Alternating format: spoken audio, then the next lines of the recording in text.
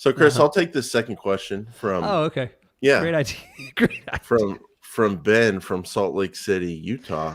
Oh, okay. Real Housewives of Salt Lake City. Powerful first two seasons, Chris. They came in Nope. there like they meant to be there, and looking forward to season number 3. Wow. Hey guys, how often do you use experiments in testing new settings, bid strategies, ads, etc.? Do you have the quote ad variations quote feature to test new ads, or do you add a new ad and compare performance against other ads in the ad group? Also, do you prefer to compare all your other ads in the ad group, like comparing how the ad group performs overall? Few Mm, questions in there, Chris. So thank you yeah. for the question, Ben. And let's start with experiments. So how often do you use experiments to test new settings, bid strategies, ad copy, etc.? So what are you doing with Um, experiments these days? experiments are usually for me reserved for big questions about if I do this, what will happen. That's usually where I reserve experiments for. I don't reserve them for like ads or a new keyword or something like that. It's usually big shifts. Bid strategy changes. Absolutely. Yeah. Changing something dramatically, changing the tone of the keywords, changing the level of the funnel, trying broad keywords mixed in with phrase match, maybe something like that. But when it goes lower on the impact level than that, no, I don't do it as an experiment. I just do it. Because like what we're talking about, experience-based decision making, a Yeah. lot of times we feel like we don't need an experiment. And it can also be, even though we talk positively about them often, I think they can also be a hindrance. Like if you're dealing with a $500 a month budget or $1,000 a month budget and you're Yeah. slicing it up 15 different ways and you're always doing experiments, you might not be getting enough data to like really get, number Yeah. one, make good decisions, and number two, get kind of in the groove and get that momentum going. So they can definitely be overused. The biggest two things that come to mind, Chris, the number one by far, runaway reason to do an experiment is bidding. Testing out manual versus automated, or the other way around. Or if you go from max conversions to max clicks, or if you want to try max conversions with a target cost per conversion on there when you don't have one in place. All of those, I think, are probably the best reason to use an experiment. The reason is the impact. It's such an impactful event on your Google Ads account, and sometimes it's hard to get back to where you were, whether you're trying to get back to manual or you're trying to get back to the performance you got with your max conversion strategy or whatever automated bidding strategy, because it's impactful, because it's difficult to get back to where you were potentially. That's when you want to be safe and use an experiment.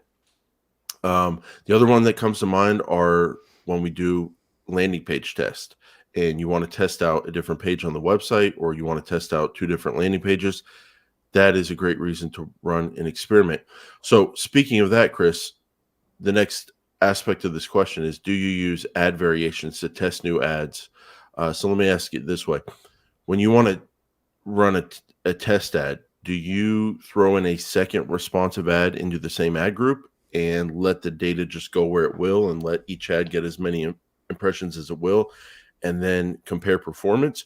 Or do you create an ad variation version of the experiment and test out the ads that way? I throw another ad into the mix. I do not like the ad variation in its current state. I feel like it is extremely limited. I feel like it's really, I really actually hate the ad variation for doing any kind of significant change.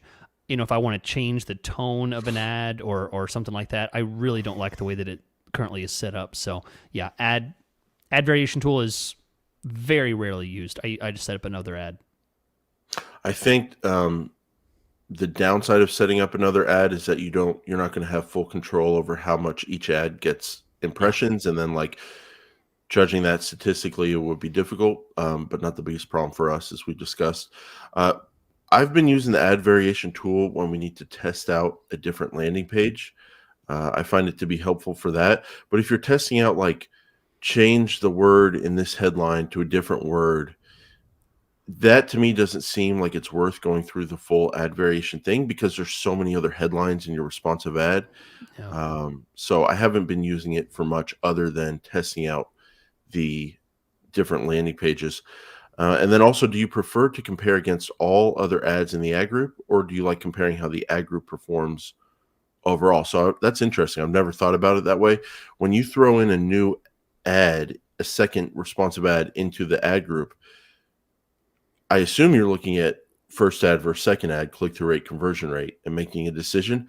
But now that keywords and search terms are kind of influenced by your ad copy, it would be kind of interesting to think, well, what happened to the overall ad group's performance once I threw this ad into the mix? Never done it that way myself, but it's something to consider. Have you ever thought about that? How an ad No, impacts the overall ad group? no, I can't say that that's really on my radar either. I think that's getting a little too into like, oh, ads show up on different search terms and all that. It's Mm-hmm. like at You some can't point control we that. have to get back to basics. Yeah. And where we grew up, basics were you look at the click-through rate and conversion rate based on an ad versus the other ad for those same keywords in Yeah. that ad group and see how they perform and see which ad is working better. Yeah, definitely.